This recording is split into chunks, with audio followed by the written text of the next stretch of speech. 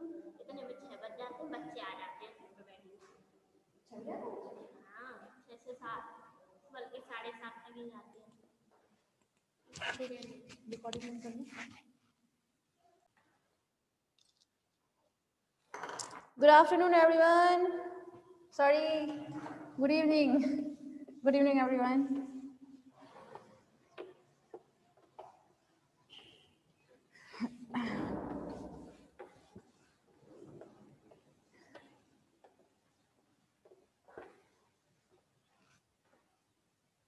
हाँ भाई, final year. हम बात कर रहे थे लास्ट लेक्चर में एसिडियन लार्वा के बारे में, है ना।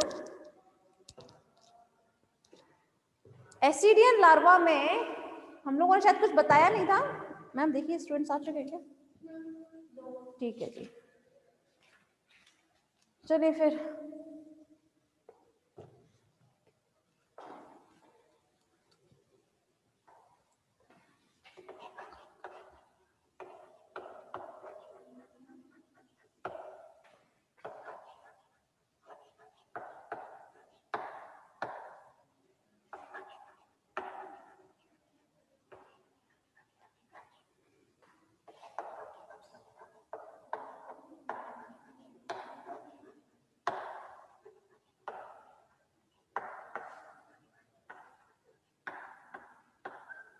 Ascidian tadpole larva and their metamorphosis. ठीक है, इसमें समझिएगा क्लास, हम बात कर रहे हैं एसिडियन मतलब से हर्डवानिया वगैरह आते हैं, ठीक है ना। एसिडियन का जो लार्वा होता है उसे हम क्या बोलते हैं? Tadpole larva. ठीक है, टैडपोल लार्वा के बारे में हमें यहाँ स्टडी करनी है और साथ में उनमें होने वाले मेटामॉर्फोसिस के बारे में स्टडी करनी है। ठीक है, तो चलिए फिर स्टार्ट करते हैं। अगर हम हर्डमानिया की बात करते हैं तो हर्डमानिया जो है वो होता है आपका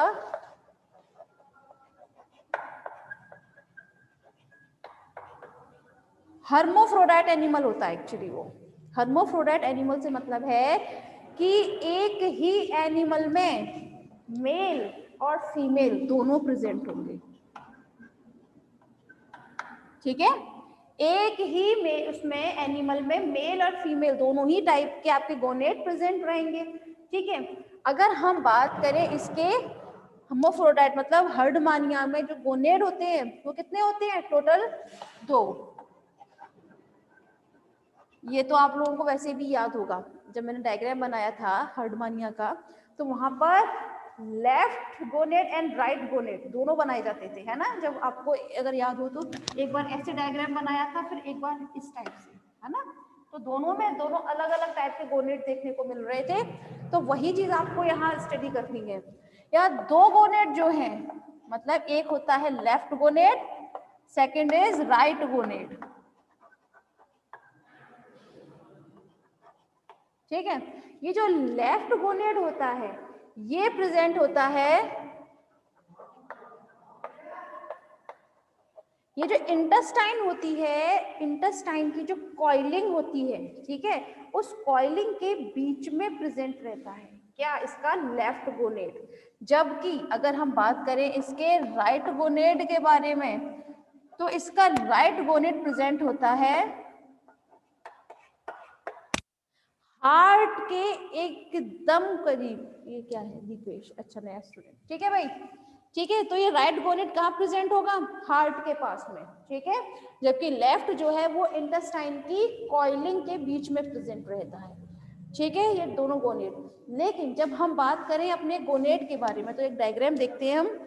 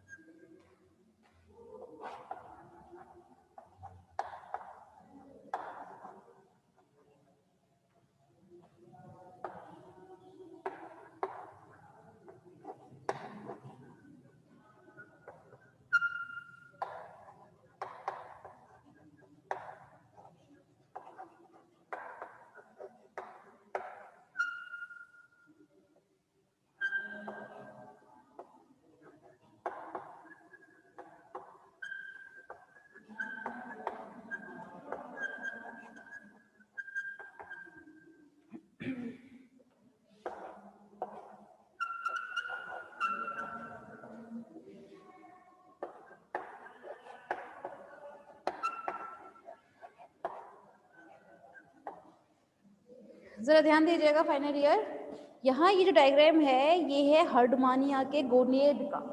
क्या है ये? हर्डमानिया का गोनेड। ठीक है, तो जब हम गोनेड की बात करें तो यहाँ पर हमें क्या चीज देखने को मिलती है? इसके गोनेड में हमें 2 जोन देखने को मिलेंगे। कौन कौन से? First is testicular zone and second is ovarian zone.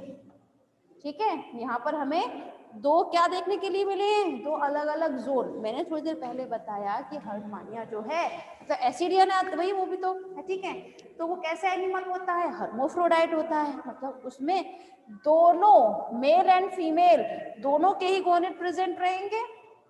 ठीक है, इसीलिए इसमें देखिए जो बाहर का पार्ट है, जो आउटर मोस्ट पोर्शन होता है, उसे हम बोलते हैं टेस्टिकुलर जोन। ठीक है, और जो अंदर की तरफ प्रेजेंट होता है उसे हम बोलते हैं ओवेरियन जोन। ठीक है, ये एक तो कहाँ पर डिफरेंस है? आउटर पार्ट है ये, and this is a inner part. ठीक है, साथ में एक और डिफरेंस होगा इनके कलर में। पहली बात तो ये कि जब हम ये गोनेड की बात कर रहे हैं तो यहाँ पर हर्डमानिया जो है वो एडल्ट है, एडल्ट हर्डमानिया की बात कर रहे हैं, जरा ध्यान दीजिएगा। ठीक है, जब एडल्ट हर्डमानिया की हम बात करते हैं तो टेस्टिकुलर जोन जो होगा वो कुछ सी ईंट होती है ना, ब्रिक कलर होता है। ठीक है, उस कलर में होता है। कैसा होता है? ये ब्रिक कलर लिए हुए होता है। ठीक है, जबकि ओवेरियन जोन जो है वो कैसा होगा? Pinkish colour.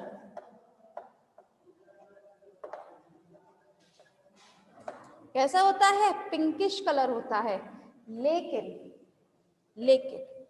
जब ये कैसा होगा? एडल्ट ना होकर थोड़ा सा यंग स्टेज में होगा, मतलब बहुत छोटा। ठीक है, तो उस टाइम पर इसका ये testicular zone and ovarian zone थोड़ा सा इनमें डिफरेंस आ जाता है। क्या डिफरेंस आता है? ये टेस्टिकुलर जोन जो है, ठीक है, ये टेस्टिकुलर जोन ये हो जाता है बहुत लाइट रेड कहें आप, चाहे आप इसको लाइट पिंक भी बोल सकते हैं। ठीक है, लेकिन ओवेरियन जोन जो है ये होता है ब्रिक कलर का। ध्यान दीजिएगा क्लास, पहले जब ये एडल्ट की हमने बात की थी तब ये कहा था कि टेस्टिकुलर जोन जो है वो ब्रिक कलर में है, मतलब जो गेरुआ रंग होता है, ईंट वाला रंग। ठीक है, उस कलर में टेस्टिकुलर जोन था। लेकिन जब ये बहुत छोटा था, यंग स्टेज में जब होता है, तो उस दौरान ओवेरियन जोन जो है वो होता है आपका ब्रिक कलर लिए। क्यों? ऐसा क्यों होता है? यहाँ क्वेश्चन ये अराइज होता है। एक्चुअली ये एसिडियंस होते हैं ना क्लास, ये एसिडियंस थोड़े से स्पेशल टाइप के होते हैं। स्पेशल टाइप से मतलब है ये होते हैं प्रोटोजाइगस टाइप के।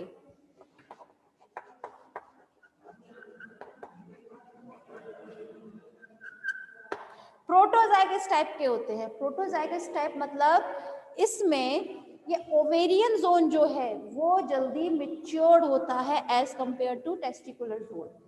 ठीक है, मतलब जब ये यंग स्टेज में था तो उस दौरान ये ओवेरियन जोन जो है, ठीक है, वो जल्दी इसका क्या हो गया था? मैच्योर्ड हो गया था as compare to testicular zone.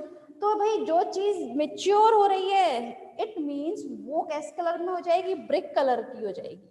ठीक है, जब ये बहुत यंग स्टेज में था तो उस दौरान ओवेरियन जोन है वो थोड़ा मैच्योर्ड स्टेज में है, तो जाहिर सी बात है वो ब्रिक कलर में होगी। लेकिन जब जैसे ही वो थोड़ा बड़ा होता है, एडल्ट स्टेज में पहुंचता है, तो उस दौरान ओवेरियन जोन तो खैर एडल्ट नहीं होती, वो काम नहीं करेगी, फिर वहां काम करता है टेस्टिकुलर जोन। ठीक है, तो टेस्टिकुलर जोन जो है फिर वो हो जाता है ब्रिक कलर में। ठीक है, अंतर समझ में आ रहा है दोनों में, एडल्ट में और इसमें? ठीक है, तो ये प्रोटोजाइगस होने की वजह से ही इसमें जो फर्टिलाइजेशन वगैरह होगा वो भी कभी भी सेल्फ फर्टिलाइजेशन नहीं होता। ठीक है ना, क्रॉस फर्टिलाइजेशन भी आपको देखने को मिलेगा। जनरली इसमें होता है एक्सटर्नल फर्टिलाइजेशन। ठीक है, तो चलें अब हम बात कर लेते हैं अपने टेस्टिकुलर जोन और ओवेरियन जोन। तो आपने सीख लिया, इसमें वास्ट डिफरेंस प्रेजेंट होती है। ये दिख रही है ना, ये एक ट्यूब लाइक स्ट्रक्चर जिसे हम क्या बोलते हैं? Vast difference. ये वास्ट डिफरेंस आगे एक डक्ट में जाकर खुलती है, यानी कि ओपनिंग में जाकर खुलती है, जिसे हम बोलते हैं ओपनिंग ऑफ वास्ट डिफरेंस। ठीक है। ये जो वास्ट डिफरेंस है, इस वास्ट डिफरेंस में क्लास क्या चीज आकर खुलती है?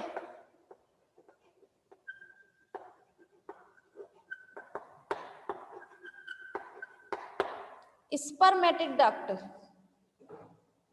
ठीक है, क्या चीज आकर खुलती है? स्पर्मेटिक डक्ट आकर खुलती है, और ये खुलती है आपकी यहाँ ओपनिंग में। ओपनिंग आगे जाकर कहाँ खुलेगी? ओविडक्टल अपर्चर में। अब थोड़ा सा ध्यान दीजिएगा, मैं इसे रफ कर देती हूँ यहाँ से।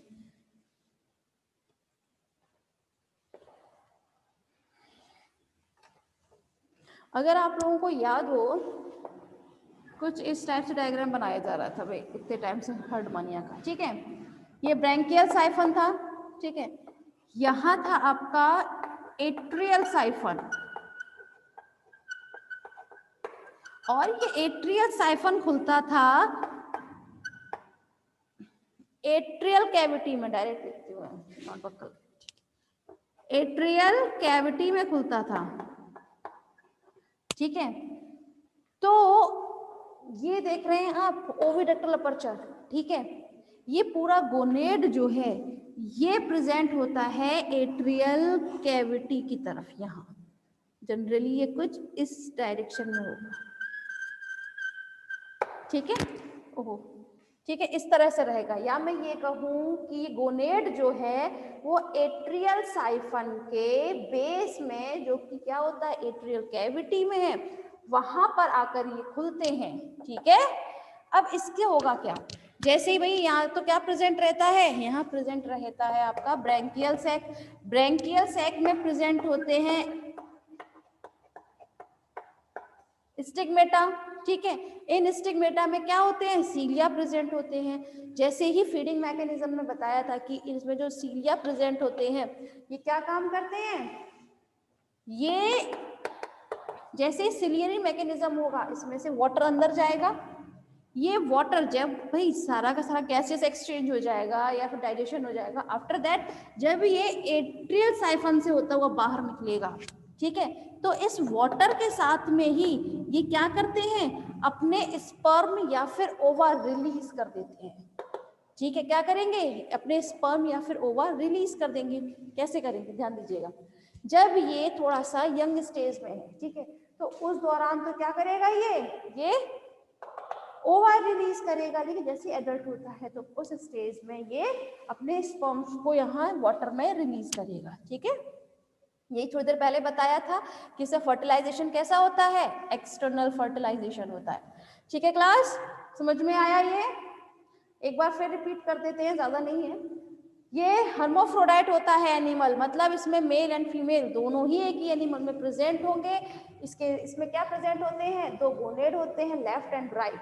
तो आपका लेफ्ट गोनेड है वो प्रेजेंट होता है इंटेस्टाइन की कोइलिंग के बीच में, जबकि जो राइट गोनेड है वो पाया जाता है हार्ट। ये जो हार्ट होता है ना, इसके डोर्सल रीजन पे प्रेजेंट होगा हार्ट के। ठीक है, वहीं फिर उसके बाद ये डायग्राम बनाया था, ये तो क्लियर ही हो गया होगा। ठीक है, चलिए फिर आगे बात कर लेते हैं हम।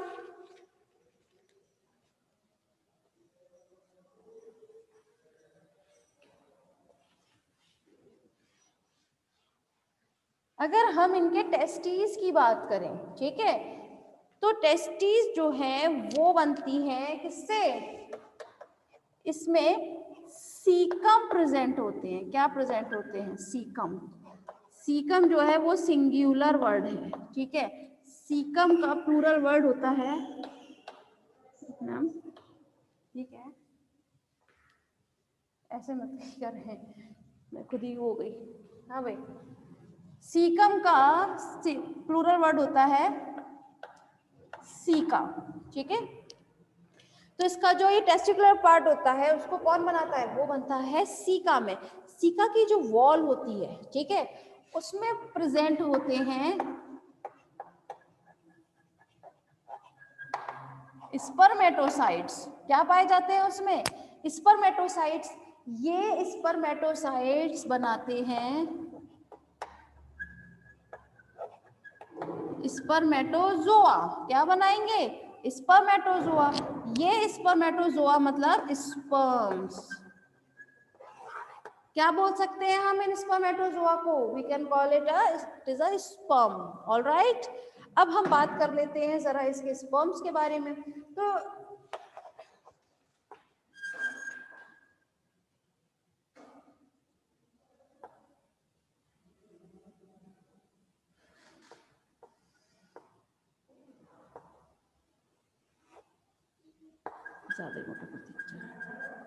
देखिए जरा इसका, अगर हम स्पर्मेटोजोआ की बात करें क्लास, तो इसमें ये स्पर्म जो है ये 3 पार्ट्स में डिवाइड रहता है। फर्स्ट इज हेड,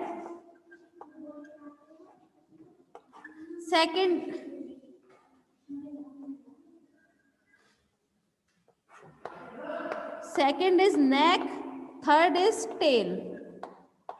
ठीक है, 3 पार्ट्स में डिवाइड रहता है और साथ में इस हेड रीजन में एक न्यूक्लियस प्रेजेंट रहता है। क्या प्रेजेंट रहता है? एक, इसमें एक न्यूक्लियस प्रेजेंट रहेगा। ठीक है, अब यहां तो बात हो गई इसकी स्पर्म की। भाई ये तो आप ऐसे भी जानते होंगे, आप लोगों ने फर्स्ट ईयर में थर्ड पेपर पढ़ा भी होगा कि इसमें किस तरह से पार्ट्स में डिवाइड रहता है। इसके हेड रीजन पे क्या प्रेजेंट रहता है? एक एक्रोसोम। क्या प्रेजेंट रहता है? एक्रोसोम, ये कैप लाइक स्ट्रक्चर। ठीक है, ये एक्रोसोम का काम क्या होता है? ये इसमें क्या लाइटिक एंजाइम्स प्रेजेंट रहते हैं ना, जो ओवा के उसको क्या करते हैं, थोड़ा सा गलाने की कोशिश करते हैं, कि जो ओविलिन वगैरह, वेटलाइन मेम्ब्रेन वगैरह रहती है। ठीक है ना, क्लियर है ये इतना पार्ट? भाई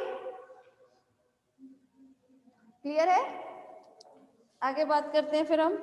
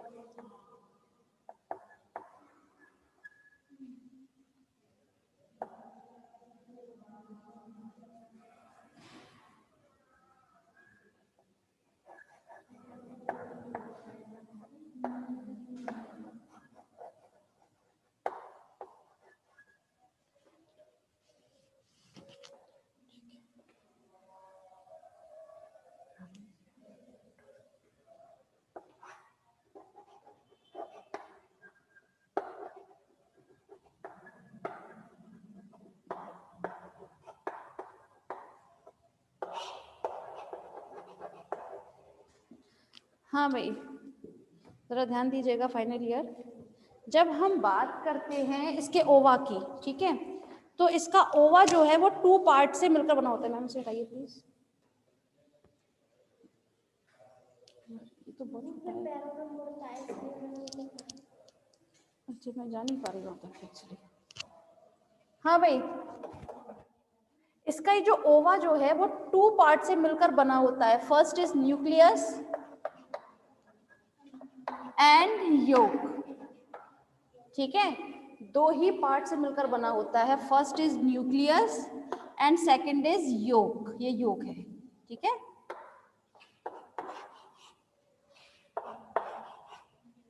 ठीक है, न्यूक्लियस एंड योक से मिलकर इसका ओवा बना रहता है।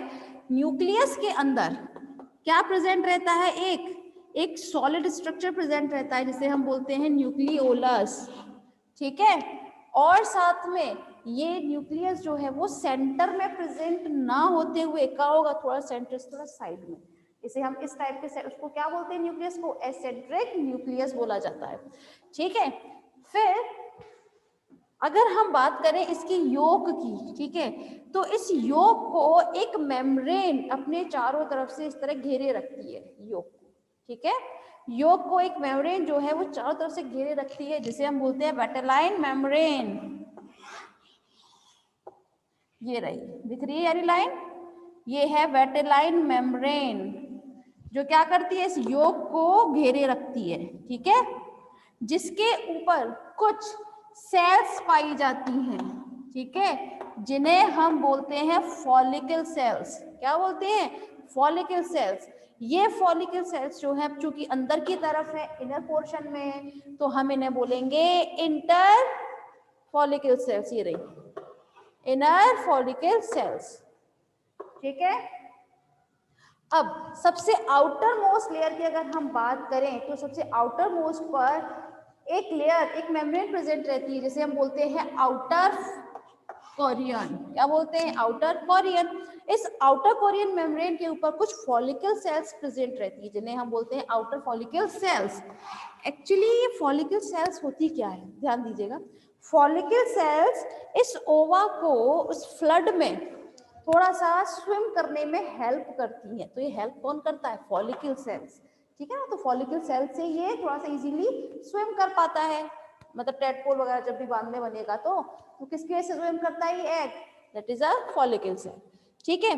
आउटर कोरियन के अंदर एक और मेम्ब्रेन प्रेजेंट रहती है जिसे हम बोलते हैं इनर कोरियन। क्या बोलते हैं? इनर कोरियन के नाम से जानते हैं। ये रही आपकी इनर कोरियन, ठीक है।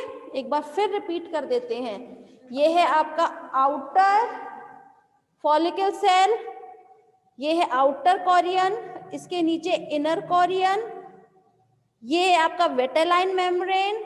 वेटेलाइन मेम्ब्रेन के ऊपर जो ये फॉलिकल सेल्स हैं इन्हें हम बोलते हैं इनर फॉलिकल सेल्स। इसके अंदर योक, योक के अंदर न्यूक्लियस, न्यूक्लियस के अंदर न्यूक्लियोलस, ठीक है।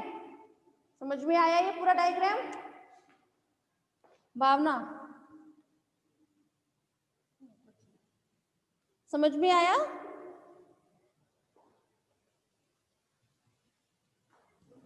यस, गुड, ठीक है। तो यहां पर ये बात रही इसके गैमीट्स के बारे में, ओवा एंड स्पर्म, ठीक है। चलिए फिर मैम रिवीजन कराना है तो रिवीजन करा लीजिए, फिर आगे बढ़ते हैं, ठीक है। भावना जरा रिवीजन